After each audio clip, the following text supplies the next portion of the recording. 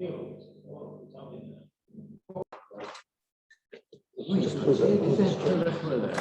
good evening, members, ladies and gentlemen, members of the public. Welcome to this meeting of the Planning and Licensing Committee. I'd particularly like to welcome Paul Brown as new member of the committee. Also, register thanks to Adam Lowe for his time on it. And the gentleman on my extreme left is Mr. Watson, who has slipped across the border from Northampton to advise us on minerals. So that I think is also welcome, as I say, to members of the public, anybody who's joining us from Zoom. And again, restrictions have been lifted on social distancing. You're not asked to wear a mask once seated, but if you want to wear one, you're perfectly entitled. And if I could ask you please to speak up, because this little machine likes a nice clear diction. So thank you very much indeed. So do I have any apologies? Item number one. Yes, Chair, we have apologies from Councillors Cross and Councillor McCartney. Thank you very much indeed. And item two, confirm the minutes of the Planning and Licensing Committees held on the 24th of August. So actually proposed, seconded, Councillor Gordon Brown, yeah, Councillor Olsen, sorry, I did not intend to. And any declarations of interest, item three. Councillor Gordon Brown. Yeah, just to note, I have involved in the Wakerley Liaison Quarry Liaison Group. It's not a pecuniary interest, but just a declaration of interest. It doesn't affect my open-mindedness about this particular decision this evening, and Mick George are part of that liaison group. So thank you very much. It probably gives you an added expertise. Thank you. No comment. And petitions, we have got speakers this evening. I will call you forward in the order that we had. So it's Mr. Hodgson first, Mr. Edwards second, and Mr. Goff third.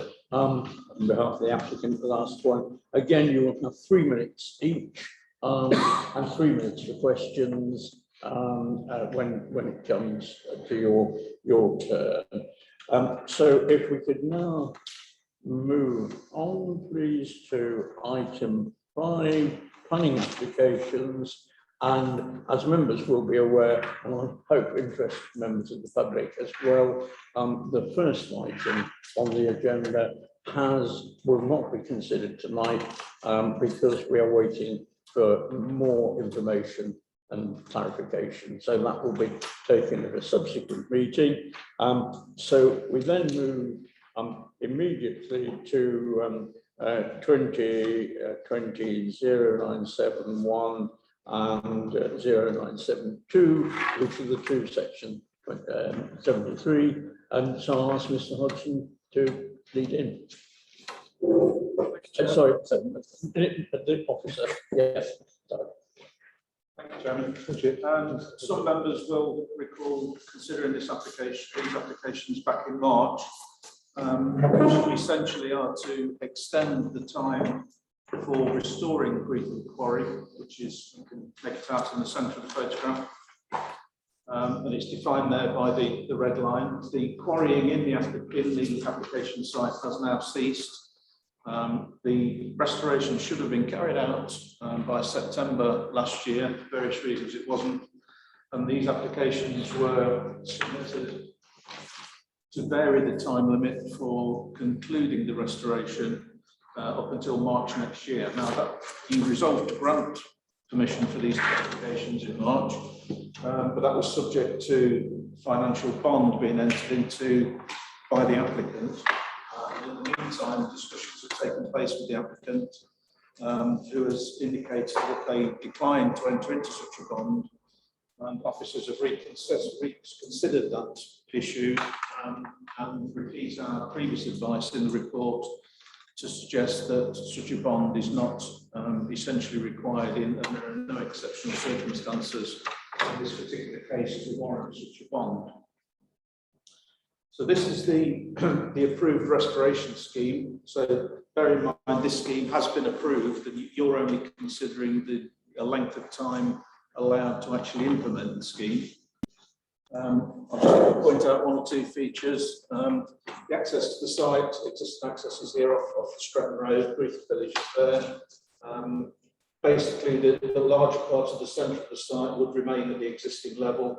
There's an area, a mound with some trees on it there that would be retained, and then essentially there would be bank slopes all the way around that you can see by the contours. Councillor Gordon Brown raised the question that this is a regionally important geological site. It is identified as that, or at least the section from here this way is identified as that in the site allocations plan.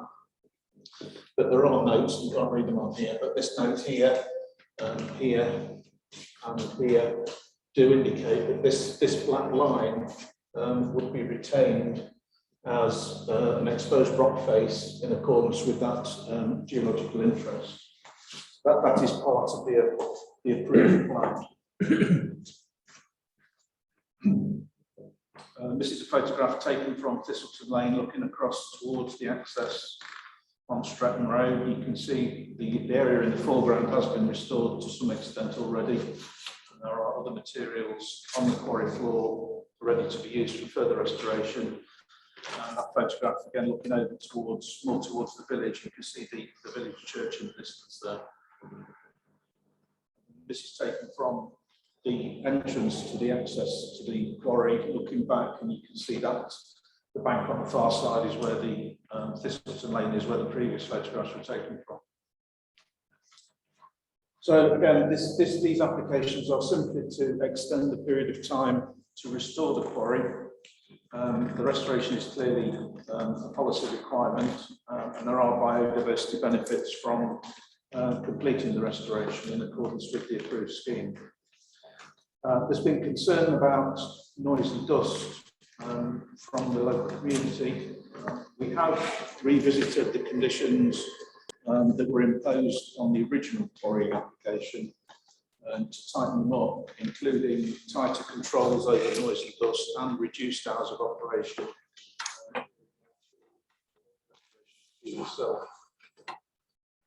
One thing that has changed since you last considered it was the date by which the restoration should be complete, because it was originally intended to be March of next year, but because of the delays in the interim, the winter weather, it's now been recommended that that is extended to September of 2022.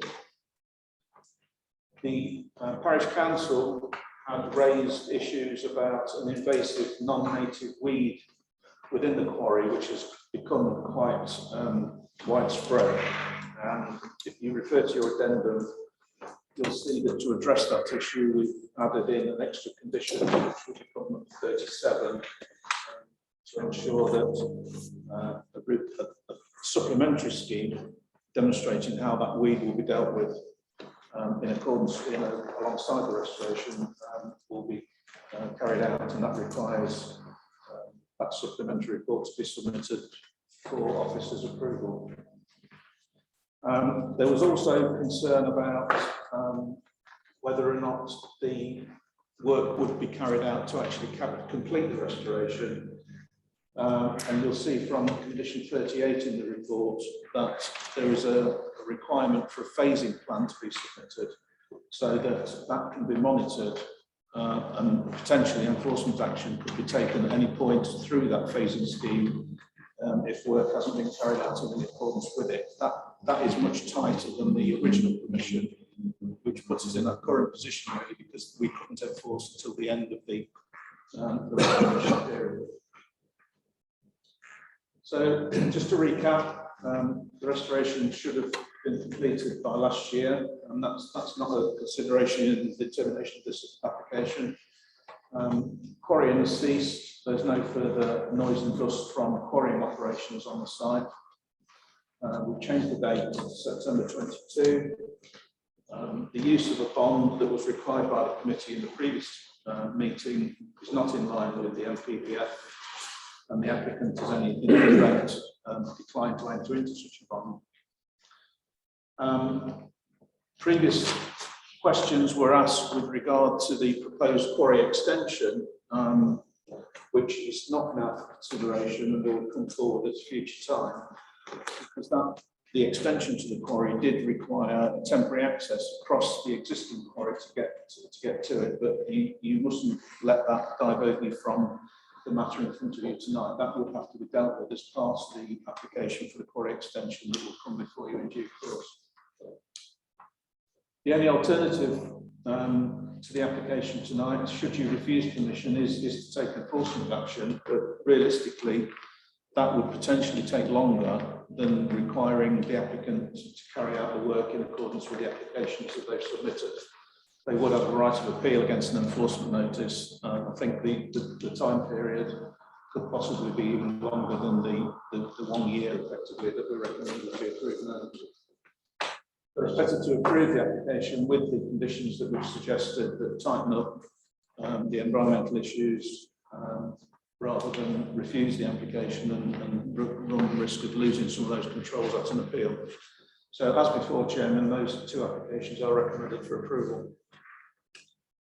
Thank you very much indeed. I'll now ask, I'm sorry about the confusion over names, so Mr. Hodgson, if you would like to.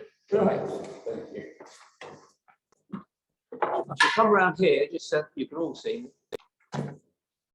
Wherever you feel. You're very comfortable, thank you. Well, it is rather like being grilled in an interview, isn't it? Right, good evening, councillors. My name is David Hodgson. I'm a resident of Greetham. So, why did the case officer choose to make no mention of the Japanese knotweed or the piri-piri burr in his original report? Was he happy to see that the proposed quarry extension would be contaminated with these pervasive species? Did he not understand the importance of not allowing these species to spread? Now, I must point out to you that he was well aware of this problem from two sources. First of all, he had a report on his desk from a consultancy, Greenwood Environmentals, clearly stating the presence of these species and highlighting the need to prevent cross-contamination with the proposed quarry extension. If that wasn't enough, he had an email from Sue Timms of your Leicestershire and Rutland Ecology Unit, which states, and I read specifically, and this was dated the 14th of May, 2021, which is some 5-6 months ago. The situation at Greetham is complicated by the presence of the pernicious weed piri-piri burr, as well as preventing natural regeneration or creation of calcareous grasslands. It can be very harmful to wildlife, especially ground-feeding birds. The birds get matted in the feathers, causing a lingering and painful death. I am particularly anxious to avoid spreading onto adjacent land and into the proposed quarry extension. In fact, I do not think the ground should be open up to the quarry extension until the piri-piri burr is eliminated from the main quarry. I would recommend this as a condition of the permission for the extension. The contaminating plant has to be removed, and the only way I can see this happen is herbicide use. My usual preference for allowing natural regeneration simply will not work. A do-nothing approach will be disastrous, and whatever after use is permitted, elimination of the plant has to be the first step. So I ask again, why was there no mention of this in the original report? You might also like to ask the case officer why it is necessary to give permission for a haulage road to be used through the site, which is supposed to already be restored as a wildlife site. Now, in the presentation just now, there was no mention of this, but it clearly states in the report that, and the application, that the applicant wants to carry on using the haulage road through this site for what seems to be an almost indefinite period thereafter. Has the applicant given any details as to why that should be necessary? Have you seen any convincing arguments as to why he has to maintain this haulage road?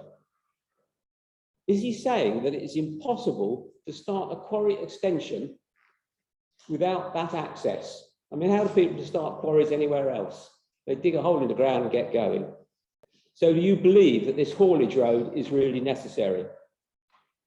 Or has the applicant some ulterior motive for not wanting to complete restoration? He told the planning committee in March. I will start to wind up, yes, certainly.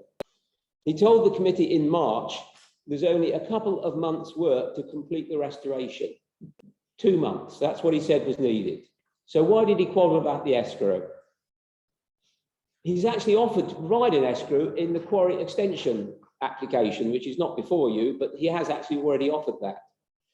So in conclusion, I know that how important to you wildlife is in promoting and protecting wildlife in Rutland.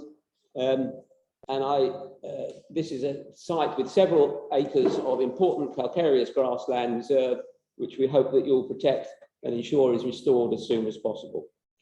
Thank you. Thank you very much. If you'd like to say there, Mr. Hodgson. You might want to ask the questions. I beg your pardon.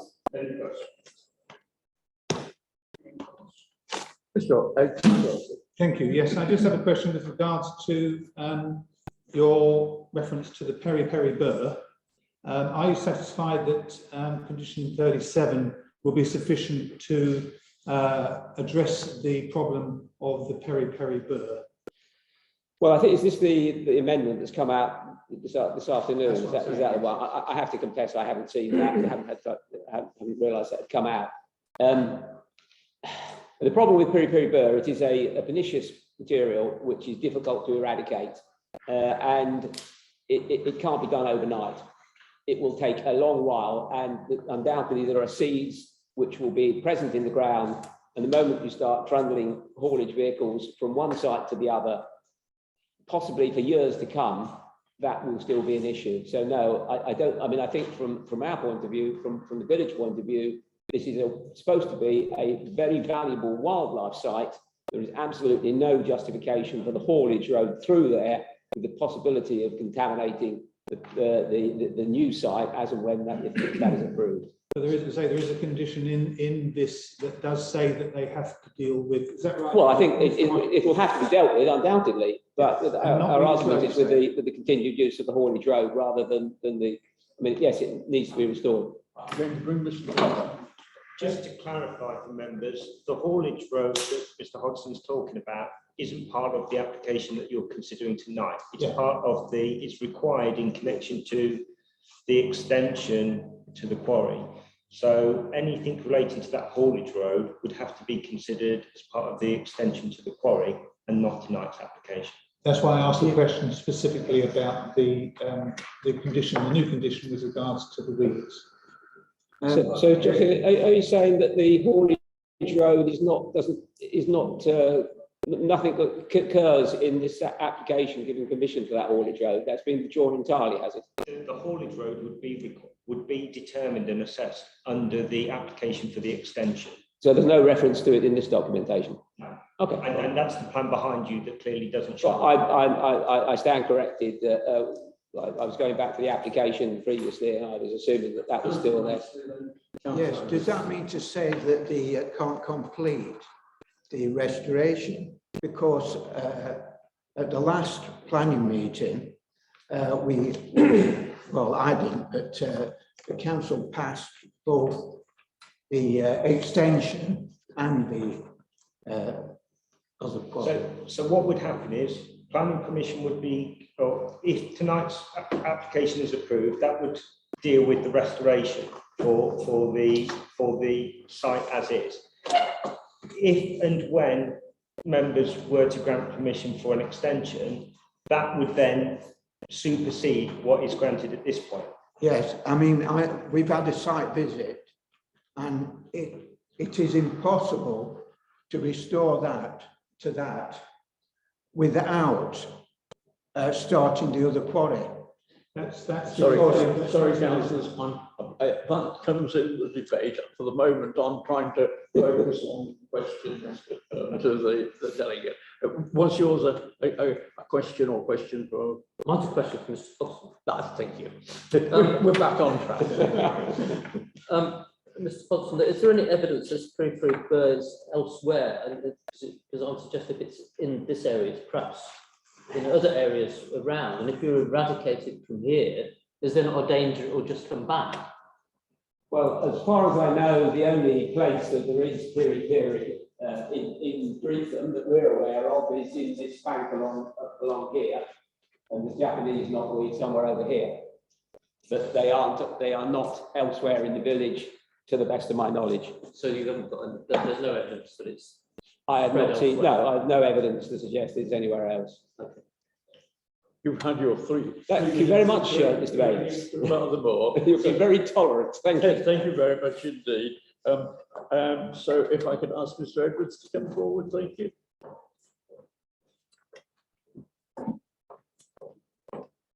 Good evening, everybody. I didn't think it's like an interview here, but here I go. I'm afraid I'm reading because I wanted to make sure I got all the details, and some of them may not be appropriate now because of things that have been said, but I'll go through it. Mr. Edwards, introduce himself, please. Yes, my name is Ken Edward. I'm the chair of Greetham Parish Council. Thank you. Greetham Parish Council is eager to see the old Greetham Quarry restored. We have lived with all the noise and dust of the quarry for nearly 70 years. What we don't understand is why, in September 2020, this restoration was not completed, as the planning conditions demanded. In September 2020, we reported to RCC that there had been a non-compliance of this planning condition. We registered this on the RCC website. RCC inability to enforce the restoration by the required date due to lack of procedures and personnel led to the need for an extension to the completion date. In March 2021, Mick George Limited applied to extend the deadline for the restoration of the quarry. RCC's planning committee voted for the quarry to be restored by March 2022 and agreed there should be an escrow bond to guarantee completion of the work. Mick George has been compelled to accept these terms and has not been compelled to accept these terms, and I'm not sure why. Maybe you could ask your planning department to explain why they did not carry out this decision. Now in September 2021, we're here again, yet another meeting to discuss what our parish council thought was a done deal back in March. We totally support the full restoration of the site. In fact, at the last planning committee meeting in March, John Goff of Mick George said there is only 2 months of work left to fully restore the old quarry. This should have been done by now. Maybe it has been delayed further for speculative, unapproved plans in the pipeline. After 70 years of disruption, Greetham deserves for the promised original conditions of restoration to be honoured. The most important reason that I'm here tonight, objecting to this application, is that it still includes a haulage road to access potential quarries to the north of the site. Firstly, the application for this new quarry has not yet been approved, and secondly, there's a serious threat to us all. Japanese knotweed and peri-peri burr have been allowed to take hold on the site due to bad land management. Consequently, the requested haulage road going across the site will inevitably carry offending plants into a possible new quarry, and more seriously, out into the surrounding countryside via the entrance onto the B668. Japanese knotweed is a highly invasive, fast-growing, non-native weed. Its aggressive growing ability can lead to costly damage to property and infrastructure. It spreads rapidly, and its bamboo-like stems, it is a hard species to remove. Simply pulling the plant up will not stop its spread and can cause it to spread even faster. Peri-peri burr is also especially invasive, particularly on cool, damp cliffs, often the very types of sites where threatened native plants occur. Its hooked burrs means it is easily spread in the wild. How long will it be if the haulage road is allowed before Greetham, Stretton, Cottesmore and Exton are dealing with these seriously unwelcome invasive species? Since the March planning meeting, Rutland County Council are now in possession of information from the warehouse application that was not available before. This data concerning invasive species is relevant to this application as it relates to the same land. Both the Leicester County Council ecologist Sue Timms and the Warehouse Development Greenwood Environmentals agree that cross-contamination must be avoided. Sue Timms even went as far as to say the ground should not be opened up for the planned extension until the Piri Piri Burr is eliminated from the main quarry. Use of the Hall Road is not acceptable. Surely you need no further evidence to reject a further extension to the restoration period. The delay to allow access for a potential quarry should not take precedence. Any new quarry offers enormous gains to its owners, and an alternative access route is available, removing the haulage road and its dangers. Greetham Parish Council ask you to refuse this current application and ask that the full restoration be carried out as soon as possible without any permission for a haulage road. Thank you very much indeed. Again, members, questions? All right. Looking across. Sorry, Chair. Can I ask one question of you, Ken? A lot of your deposition, and obviously from David as well, was about the Hall Road. I'm reading the application in front of me, point 17, which does say that yes, include proposing new access of the Discipline Lane. Until the new access is constructed, it would be necessary to use the existing access into Stretton Road for a period of 12 months. Do you believe that statement has led to confusion about what we are arguing about this evening? I do. I understand what's been said tonight, and that the road isn't up for discussion. There is no road in the approval, and we're quite happy with that. But equally, because originally when we were writing these depositions, there were going to be other planning commissions being looked at tonight. And I still think even if that planning commission isn't being looked at tonight, we need the councillors to take on board what is going on here. We are dealing on a daily basis with Nick George when we're running the quarry, the old quarry. This is not the new quarry. And many things that were promised to be done and many things were ignored and reported. And you have knowledge of this from the various meetings we've had previously. And I think as a parish council and myself as chair, if I don't come here and make that very clear to you, I'm not doing my job. Incidentally, the Piri Piri is not only where you said, it is actually up the other end of the quarry as well, on the left-hand side where it actually hits the village, because we actually have a person who lives adjacent to the quarry who is in discussion with Ivor Crowson, who is the owner of the land, because they are trying to get this removed. And the only way you can remove it is by constantly attacking it with chemicals. Any other questions? Councillor Underground. So in a nutshell, Mr. Edwards, you're saying we should reject this application and go down the route of enforcement, is that right? Having heard the meeting tonight, and obviously I hadn't heard that when I wrote this, what we want, I have no misunderstanding, what we want is that reinstatement which we can promise for many, many years. I was on the council when that was actually approved by our parish council. We want that introduced. We were desperate not to get this haulage road, because the haulage road would bring these two invasive species out, and even if they went north into the new quarry, we put them embedded in the new quarry as well, if that was approved. So that we want that, and I can see the advantages of you passing it tonight, because obviously there is a schedule, and I am quite sure, and I'm afraid I will say this with a member of Mick George sitting in the room, that they will try to appeal if you don't do it. So yes, I can see the point about it being delayed a year, and we are in a catch-22 situation, which Greetham has been in for a very long while, and other places have as well, where they have quarries.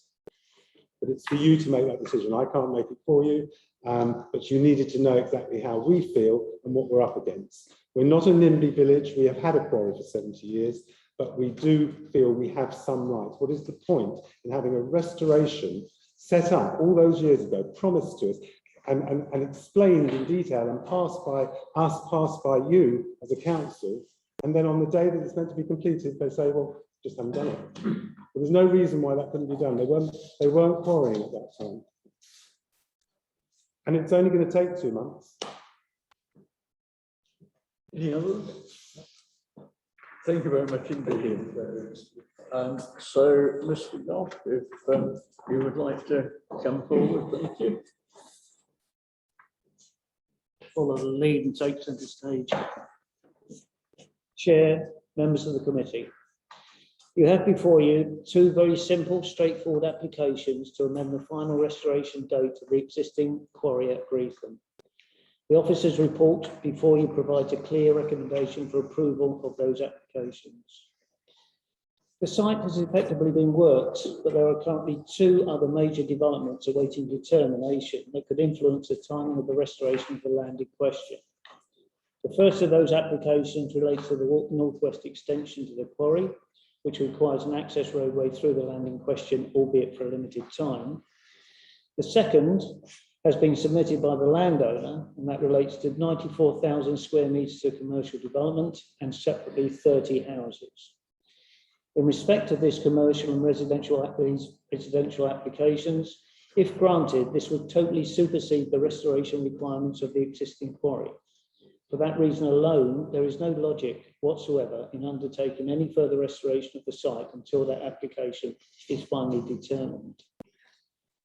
The reason our applications are returning to this committee is that of a request made for a restoration bond. Such a request is unreasonable and not acceptable to the applicant. As you will be aware, that view is generally shared by your own officers where the matter is discussed at paragraph 59 of the reports.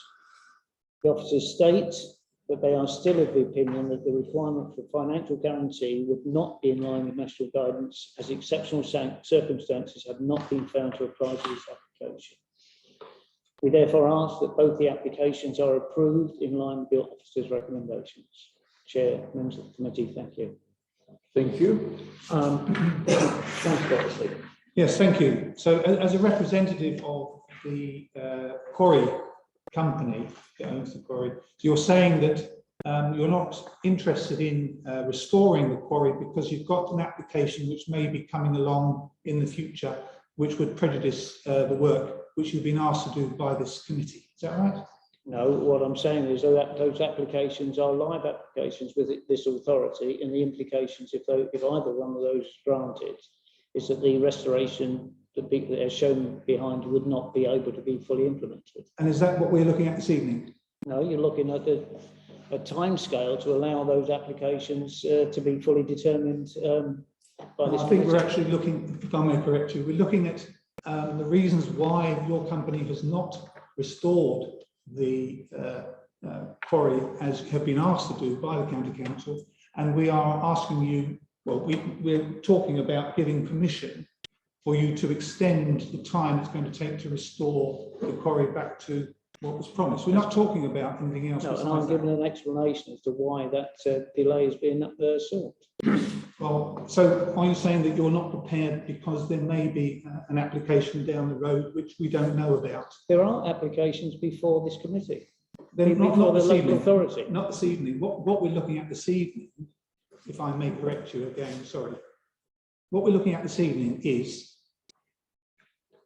extending the time that you have been given to restore the quarry as we have asked you to do. That's all we're looking at. That's correct. So why hasn't your company been doing it as we have asked you to do? Because there are extenuating circumstances.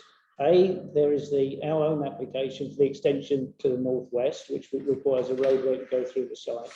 And more importantly, there's been a subsequent application made in February by the landowner, which is promoting a very large commercial and residential development on the site. But that's not what we're looking at this evening. That is not what you're looking at the time.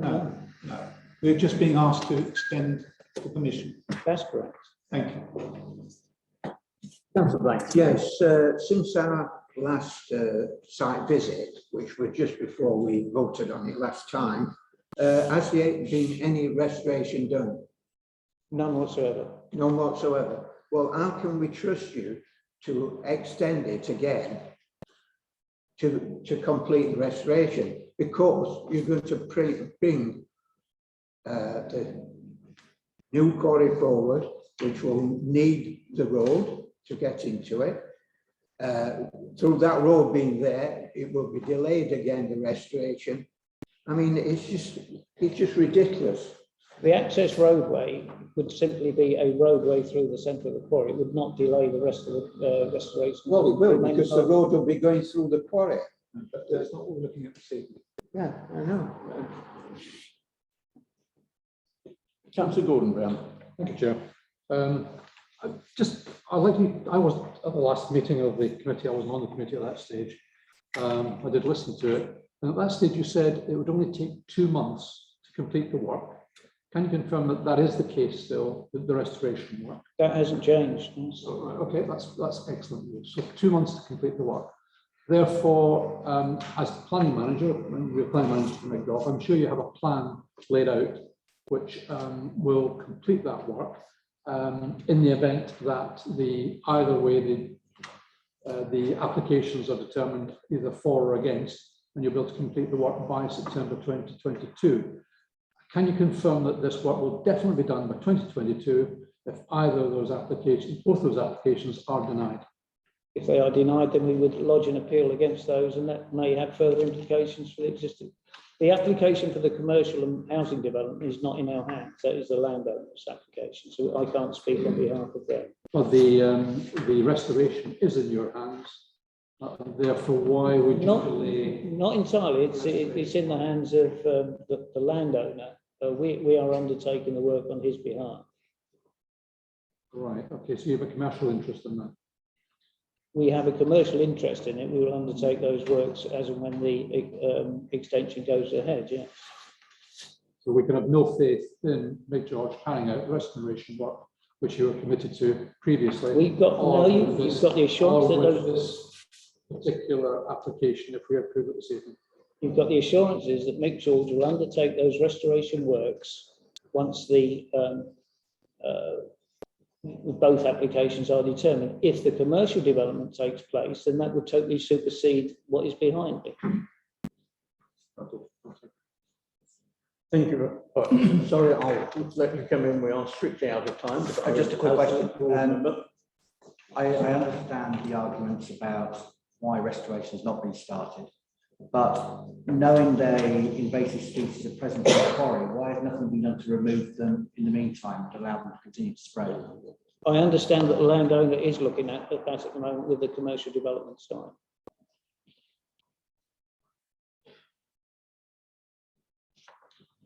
I'm just going to have one very quick one. So you're suggesting it's the landowner who is dictating the timetable rather than your company? Certainly in terms of his application for the commercial development and housing development, yes, that is determining the timescale for undertaking these works. So if that comes before this committee and is approved, then the scheme behind me would change totally because of the decision on the commercial development. Fine. Thank you very much indeed, Mr. Scotland. Thank you. I'll give you a moment to get out of the chair, yes, and then we will move to vote. And Councillor Begg, if you would like to start off. Thank you. What has come to light this evening in our confusion over point 17 in the application led us to believe the Hall Road was part of this restoration, which hands up is our fault for misinterpreting it. My speech is no longer relevant. But what I do want to reiterate is a couple of points. The village has been putting up with the quarry for 70 years and been, in fact, incredibly tolerant to the quarry. And as Ken has said, they're not a NIMBY village and have accepted the quarry as being part of their infrastructure for a number of years. But there does become a point where we as a committee have to look at the material planning considerations and put them in context of residents as opposed to a commercial operation which is looking to benefit from our decisions. I don't think now is the right time to refuse the permission, but actually this now gives the village a lot more certainty of enforcement. The option to refuse will mean enforcement cannot take place until the end date of that enforcement period, and I think we're then back to where we started from. So I think the fact that there are staged approaches to allow us enforcement as that goes, I think actually gives a lot of security to the village.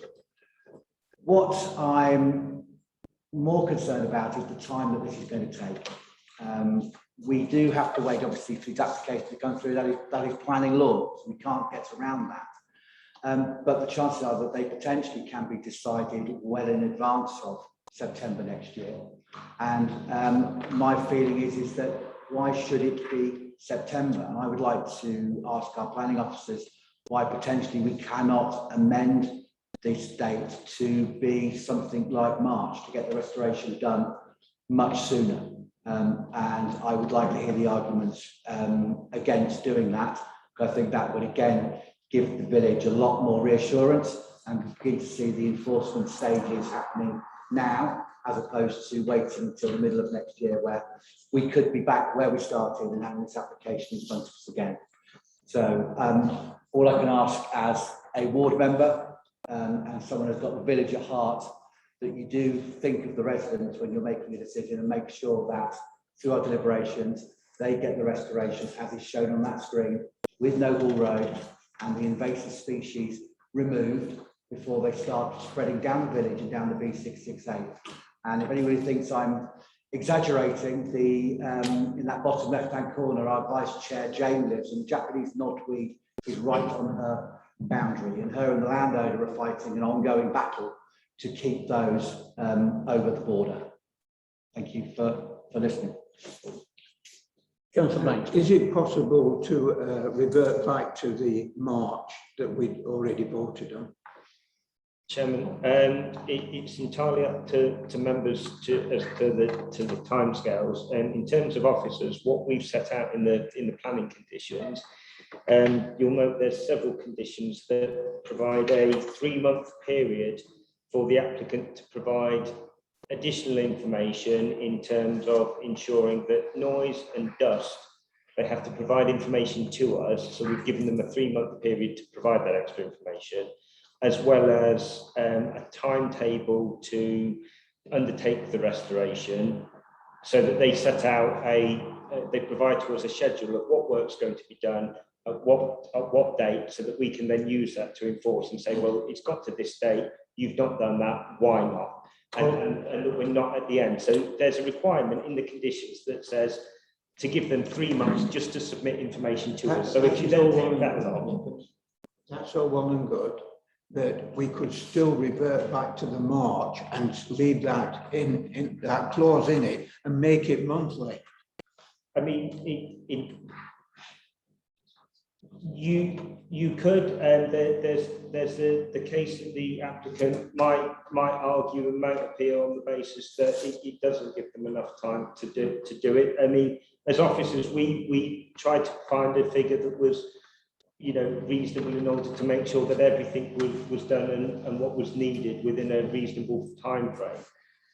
I think if you make it much tighter, then I think it is going to be difficult to get all the information and for us to approve it all, and then for the developer to then go in and do the restoration work. Yeah, what I'm saying is that we need to see good faith, and by reverting back to the March and seeing how it goes, you know, that put the, you know, leave that in so that we have we can check how it's going. That's the main thing. I think the better option is to leave it with the September date, but to make sure, and we can do this in discussions with perhaps the ward member in terms of the timings for the restoration scheme itself, before we agree that we have discussions with the ward member and the parish council in terms of what elements and what phases are going to be done at what dates.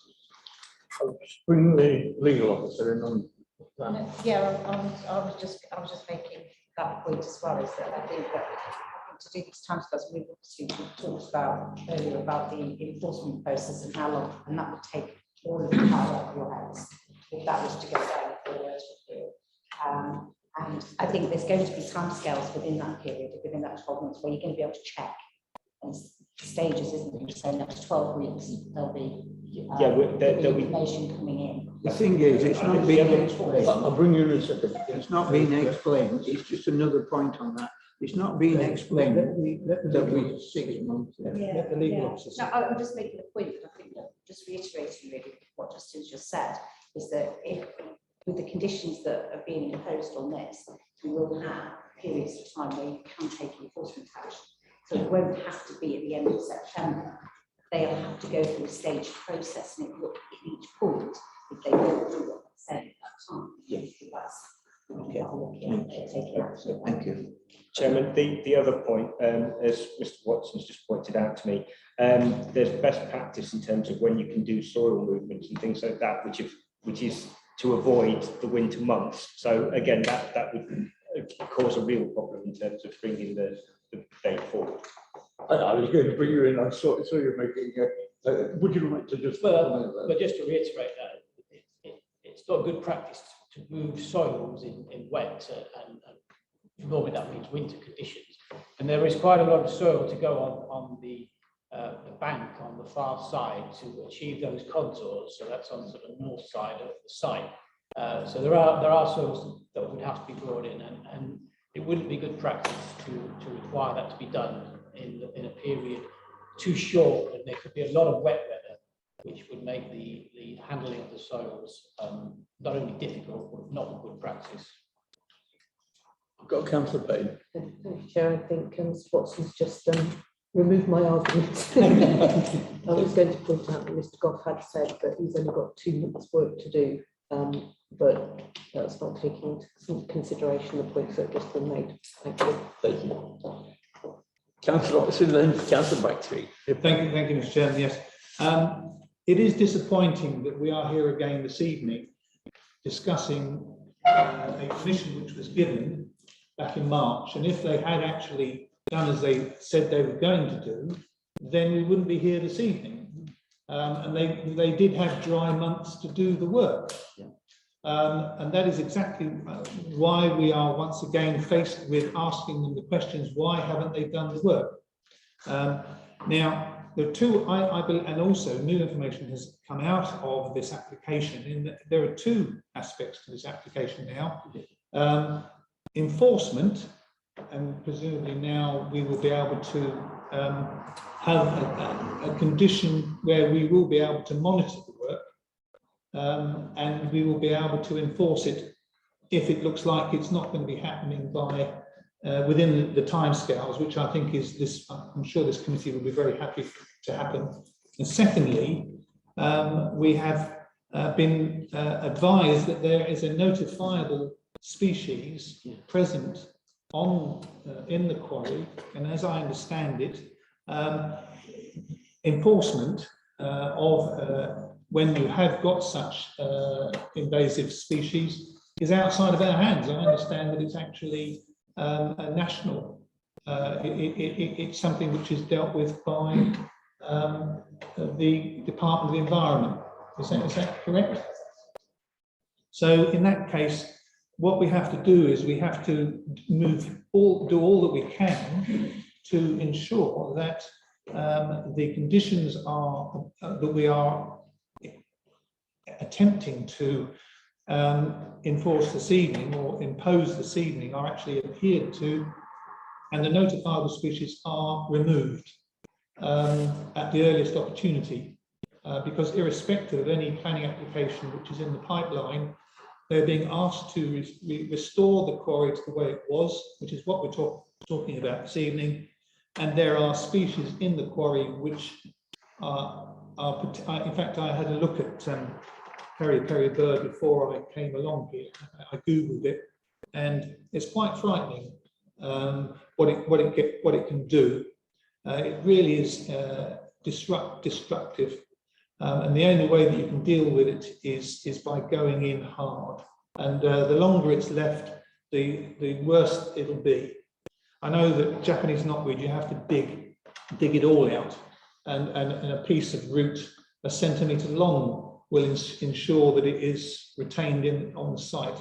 And you have to go back and revisit it over a period of time to ensure that it is fully eradicated. And it cracked concrete. It comes up through people's foundations of people's houses. It's terrifying stuff, and that's why it's notifiable. So, as I say, I'll wait and hear what everybody else says. But I think I was very disappointed to hear what the agent had said, and I hope that this evening the landowner will actually take on board the fact that there is this action which we are asking them to do.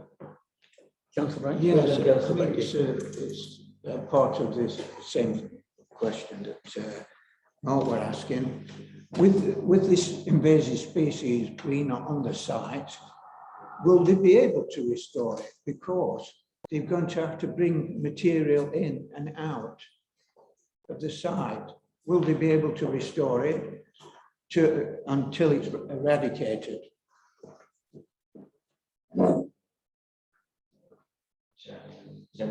One of the conditions requires, in particular, condition 37, requires them to provide those details to us in terms of get a specification for how they're going to do it now. That, for me, will mean that they will have to say, identify where all the areas it is, how they're going to treat it, the timescales for how they're going to treat it, and then maintain that afterwards, and then do the restoration. Again, it all adds to the time frame, like we've said, in terms of doing any planting, because I think it's quite reasonable to say that where the knotweed is and the piri-piri, it's quite likely that it's going to take longer to restore that area than sites where it isn't. I've got Councillor Beggy, Councillor Brown, and Councillor Booth. Thank you. Question for Justin, I think. I've listened to everything that has been said, and I think there's a huge benefit to this phased process of restoration. And to some degree, I can see why it has to be September, even though I'd like it to be sooner. What I would like to ask Justin, whether or not we can condition a couple of points. One, going back to your original suggestion that the time frame for enforcement of the steps are in consultation with the village and the parish. Point two, that the landowner is made aware of their legal responsibility to remove the invasive species now, and that during the period of the enforcement at these various milestones, planning reports back to this committee about the stage of enforcement and the update on the species removal, so that the planning committee or officers and the contractors are accountable to this committee to make sure that it happens, and we are aware of that. So I think the first one doesn't need to be a condition. It's just, yes, we will agree with, we can agree that with the parish and yourself. We can draft a letter and send a letter to the applicant advising them of the knotweed, and that we have no powers in terms of control over that, but we can write to them and say that it's been raised at committee as a concern. Justin, who does have the power? If it's a legal responsibility, which I think is true, who is legally responsible? I'll bring Councillor Andrew Brown. Well, as a farmer and chartered environmentalist, under the Weed Act 1959, it is the responsibility of DEFRA. Any member of the public, this committee, the council, anybody can go on the DEFRA website and fill the form in, and they will enforce it. Can I ask Justin, therefore, also write to DEFRA?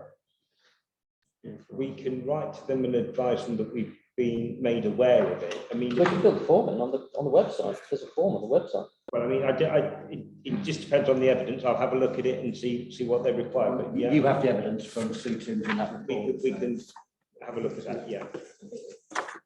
Point obviously as council, we sure, you know, we have to work with delegation and delegated powers and things. So, as regards to contacting DEFRA, obviously, I think that should be taken, what we want to do there, really. But I think you're right about just making it, I mean, either an informative on the planning commission or something, or a note to the applicant that we've got to deal with. I mean,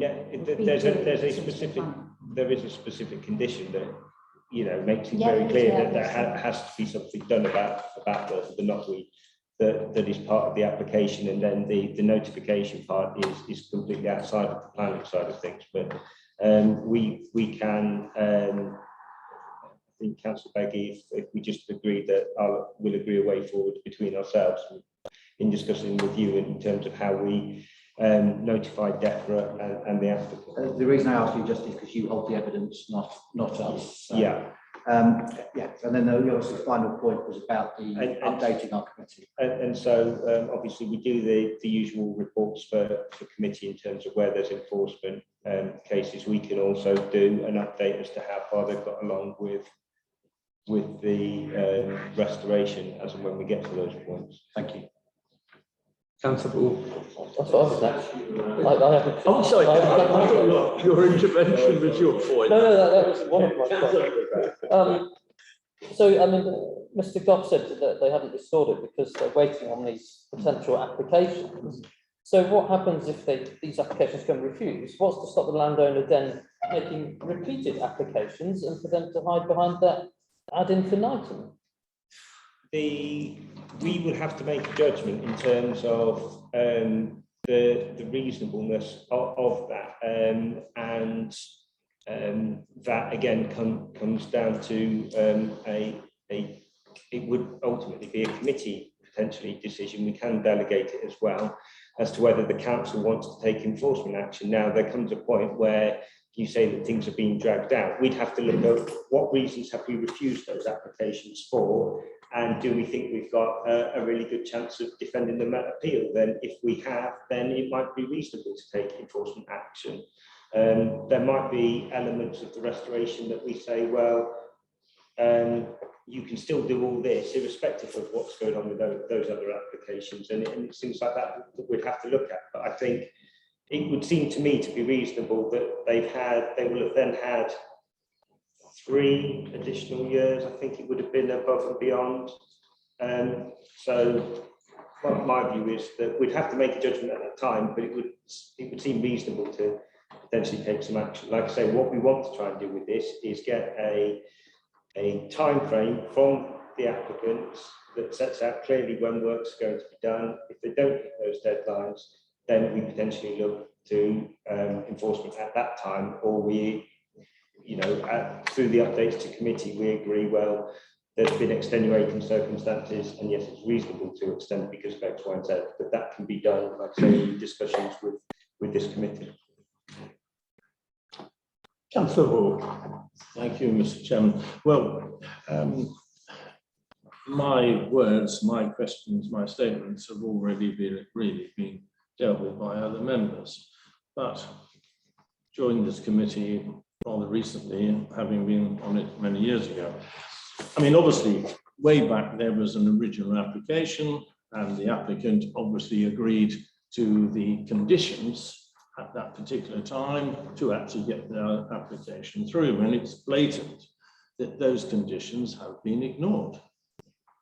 And they've been ignored, we hear, because there are pending applications.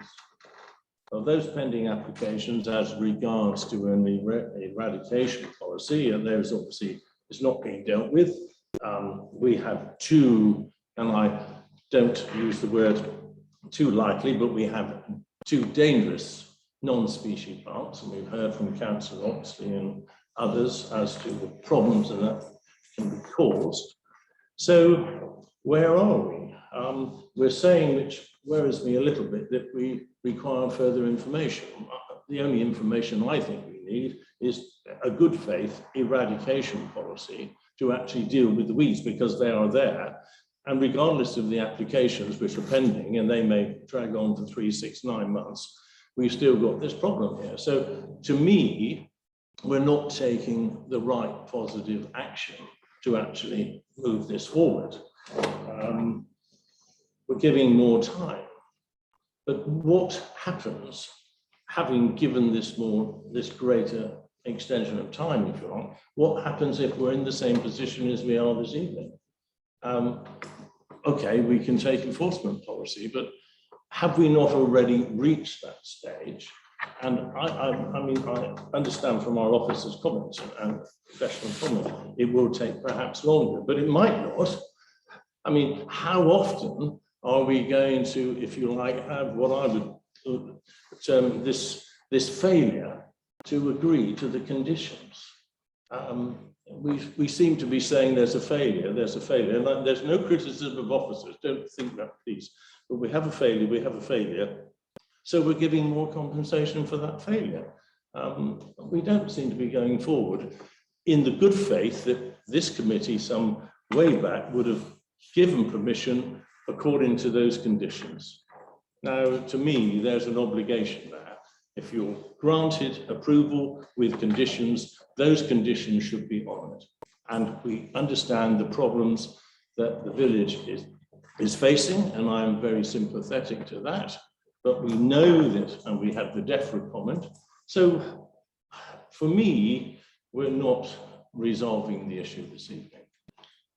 Mr. Johnson. Chairman, I totally take the councillor's point on board. I think when we originally got the application, our view was that to extend it for an extra year was reasonable at that time. Obviously, things have dragged out for another year, maybe.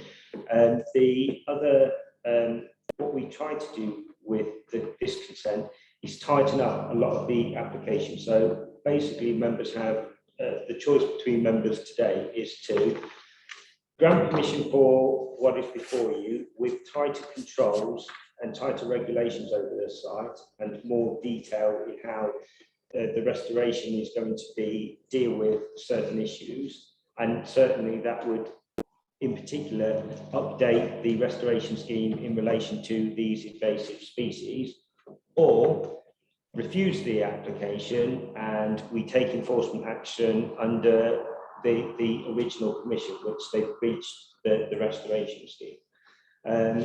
Ultimately, the enforcement route, I'm sure, would end up with an appeal against the enforcement notice and a delay there.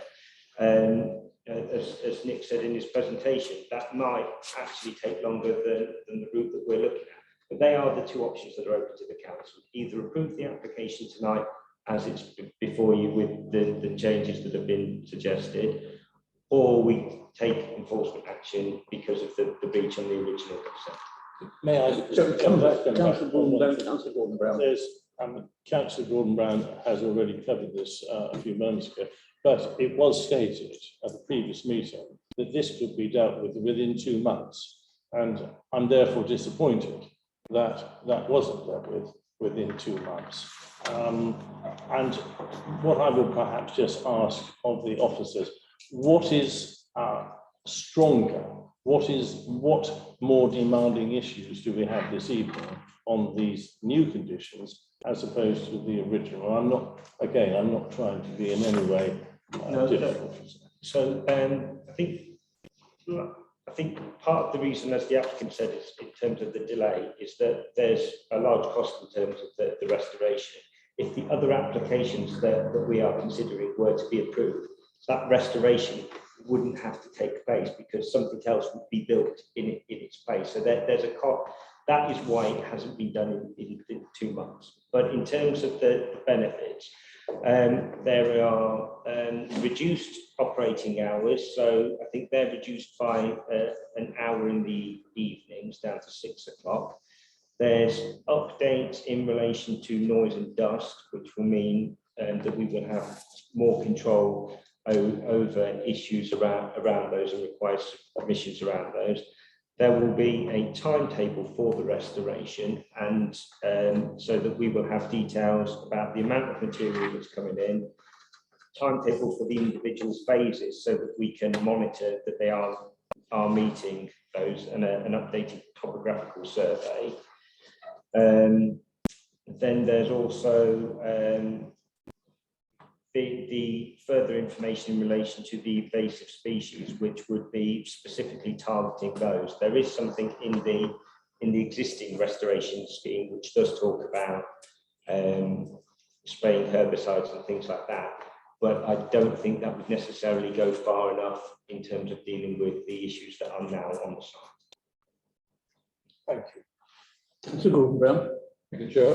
I've got 2 points to make. I am concerned about item 20, where it discusses the, this is on the conditions, I believe, yes, on the conditions. Item 20, for temporary operations, such as the final restoration, for periods up to 8 weeks, the free field noise level could be 70 dB and not 55. I don't think that's a particularly strong control of the noise level, that for a period of 8 weeks, they can actually have 70 dB. That just concerns me a little. That then brings me to the question, has the applicant, in discussions with the officers, agreed to all these conditions? In other words, have they said, yes, we will do this within 12 months, all other things being equal, as Mr. Goff pointed out. Yes, we'll provide you with all the documentation within 3 months. Yes, we'll provide you with the phasing programme, clearly identify the milestones on it, and we will follow those milestones. Have they agreed to those all the way through? They have agreed to all of the conditions. They've had sight of them, and they have said that they are happy with all of those conditions. With regards to point 20, condition 20, it is one that has come across from the original one. I don't know if you can. Well, Chair, yeah, I mean, just to say that it's in national guidance on the noise controls, and I think Councillor Brown might actually recognise this from Wakely, that for temporary operations, there is a higher noise level given a bigger latitude.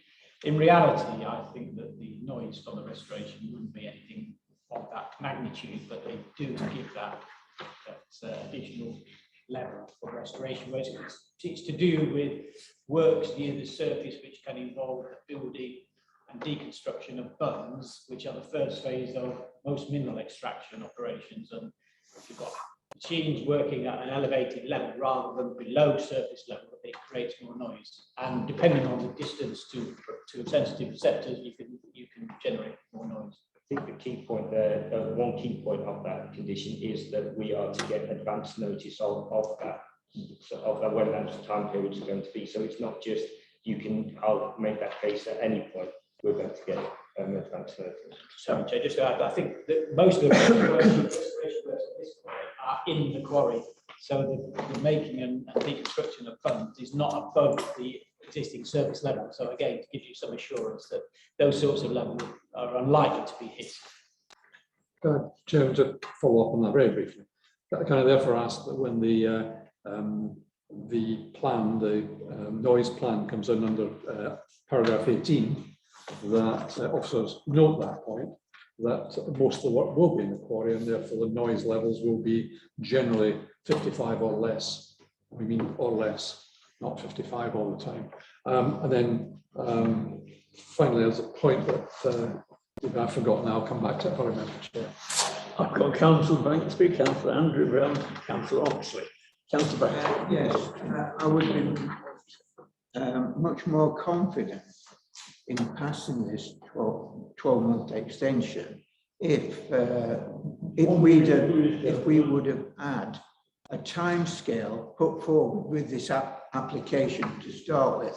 And I think we should make it a condition. It is a condition. Yes, yes. No, but they haven't put the time scale. I mean, we should have had this time scale before, and to be able to pass it, we need that in place. I think condition it's up to members to decide that point. Condition 38 requires that the applicants provide a timetable of the implementation of the individual phases and details of the topographical survey as well, which is so that we can make sure it stays on track in terms of phasing. If members need that up front, then obviously you would need to defer the application for that. Yeah, I would be much happier if it was up front, but at the moment it's not up front. So, Councillor Andrew Brown. Just a slight update on the Weeds Act. This doesn't cover Japanese knotweed or piri-piri, so it's not of any use. But the Wildlife and Countryside Act does cover Japanese knotweed, so that is something that we could use. But there's no legal requirement to control it, unless doing so forms part of a legally binding contract or agreement with another party, which presumably the condition will fall under that. Yeah, I mean, that is what the conditions there for, is Yeah. to make sure that we have details of how it's going to be mitigated. Yeah, okay. Councillor Oxley. Thank you, Mr. Chairman. Yes, well, I've listened to the debate, and the drawing was there, the site drawing. I'm intrigued to see that it was part of an application which was passed in 2013 and the drawing was actually dated March 2009. So the drawing which we were looking at, with all of the nice contours and everything, has been around for 20 years. 2009, 2019, no, 11 years. So that's never very good. So, and so the applicant has had ample warning, in my belief. They have had ample warning of the fact that this was part of the application permission. It's been with them for a very, very long time, and they were very happy to do it. And so, and I would also like to say that, are we going to delegate to the ward member and planning officer what was said earlier with regards to monitoring? Is that something which is actually, do we need to specifically delegate that, or is it already in the conditions? I think it's not in the conditions, but I think we can minute it in terms of the decision that the phasing plan is to be agreed with the parish and ward member, and the other parts about the planning report update to the committee, and then the right to the landowner again in consultation with the ward member. So I think that's critical. I mean, that really is critical. We have to be assured that this work is going to take place if we are to give permission this evening. I mean, we say we have two options. We could refuse it, in which case it could go to enforcement and that could be expensive for both parties. Or we could give permission this evening based on drawings which have been around for 11 years and a permission which was given earlier in this year, which they are asking to extend. So I would actually recommend, if I may, if the debate is finished, that could you give me a chance? Yes. You say something yourself. Sorry, Mr. Chairman. Very happily say so. All right. You answer it right. Okay. Final thing. So if that's all right. Yes, of course. Yes. I haven't, as you know, taken any part in the debate, but I have missed reading the original report. It seemed to me that the applicant was dealing with obfuscation and delay throughout, and I have every sympathy with the parish.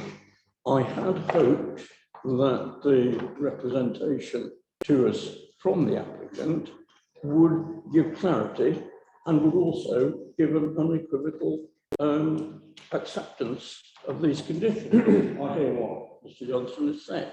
Instead of which, I heard the landowner being blamed, who doesn't seem to be here. And I would say, and I think I'm echoing the feeling of the committee, we too have reached the end of our patience. Yeah. If the correct way, and I take the point that keep the enforcement thing going and to monitor it, but let it be very clear to the applicant and make it clear to the landowner that we are not going to let this rest. It's gone on for far too long. It's caused considerable upset in the village. I think they've been remarkably tolerant. Therefore, I think that message needs to go very clearly. Whatever we decide in a minute or two, we're not simply, and I take Councillor Ball's point, we're not simply going to go on this merry-go-round of yet another delay and yet another excuse. In a different life, I taught restoration comedy. I'm not being flippant when I say that this is a restoration comedy I never expected to come across, with people blaming other people for their actions. Mr. Beggy, Councillor Beggy. Thank you, Chair. With Edward, I am so frustrated we are where we are. The village has been incredibly tolerant and worked very professionally to get to the point where we are we are today. I've listened to all the arguments, and at the end of the day, I have to suggest what is best for the village, to be pragmatic. We have the right to have a protest vote and refuse this tonight. I don't think that's in the best interests of the village, because it will drag out the time period. At the end of the enforcement period, we'll be back where we started. The best protection for the village is to have a staged approach, which is put together in conjunction with the ward member and the parish, to have those milestones reported back to us as a committee. And as Edward said, we will not tolerate this dragging on any longer. We do not want to see this back at this committee again. And I think if we have those strict enforcement dates, strict reporting back here to the committee, and an understanding to the operator and the landowner that if they are not met, we will enforce with every letter of the law. So grudgingly, I think we need to approve tonight for the best future of the village, and then it is up to us as members to make sure that it is delivered upon. I've got Councillor Vaughan just coming in, and then Just one question, which could be a condition. Can I assume if we look to the landowner and we look to the applicant, they're requesting an extension as a measure of their good faith, have we discussed a financial bond penalty that could be applied if they fail to meet the date? I mean, that's why we're here today. Sorry. That's why we're here today. Well, before that, but to me, we haven't had that payment. You know, there's no payment in place. But that is, I guess the answer is no. We had the discussion. They refused to make that. Okay. All right. Well, that's a pity, isn't it? Yeah, Councillor, obviously a moment or two ago. Well, yes, I was going to say, I would like to recommend approval, subject to all the conditions which have been discussed this evening. I won't go into details because there's a very long list, but Justin's got all of them. Yeah, so approval of both, subject to all the conditions which we have outlined this evening. Fine. You're seconding? Fine. I will in fact take the two, I mean, as a formality, I'll take the two individually. So we are now looking at right one, 0971, sorry, 2020-0971. So if we could please vote on that. It has been proposed, has been seconded. All those in favour? No, Mr. Chair. Thank you very much. And if I can move to 2020-0972, again, Councillor Oxley, you're prepared to propose? Thank you. And Councillor Begg seconded. All those in favour, please. Unanimous again, Chair. Thank you very much indeed. And so that is duly passed. Again, if members of the public, we have just got a short item on appeals, but if you wish to disappear, you're very welcome to do so. Thank you for your attention.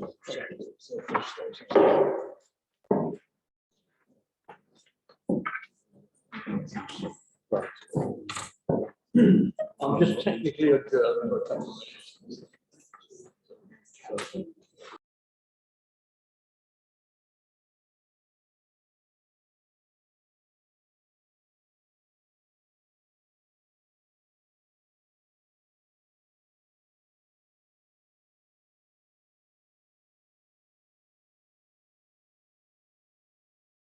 Stop me in the tracks. Yeah, so I can go to. Okay, that's we're back in session, ladies and gentlemen. The appeals report, item 6. Thank you, Chairman. Really quickly, we have just got two new appeals in at the same site, the Horse and Panniers in Church Street, North Luckham, which I think we had an appeal on this site, which we were successful on before, and I think with a revised scheme. So that one's currently under consideration, or those two under consideration. and we haven't had any other decisions back this month for any appeal decisions or any enforcement appeal decisions. So that's it. Straightforward. Was one of those listed? Yes, one's full and one's illicit. And item